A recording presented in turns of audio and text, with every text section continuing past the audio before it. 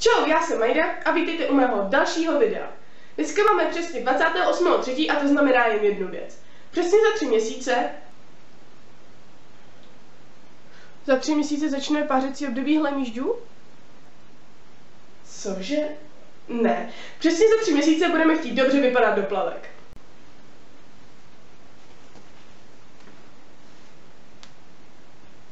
No a to jde docílit hned 2 způsoby. Za prvé cvičením, dřepy, kliky, známe to. 1, 2, 3, 4, 5, 6, 7. A za druhé dietou. Když je to zdraví,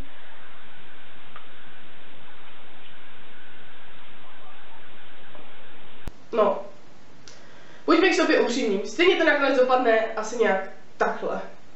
Musím něco schodit.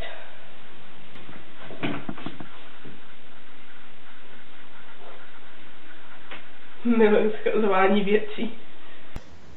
Já se s vámi loučím, to bylo pro dnešní video všechno. Mějte se hezky a čau.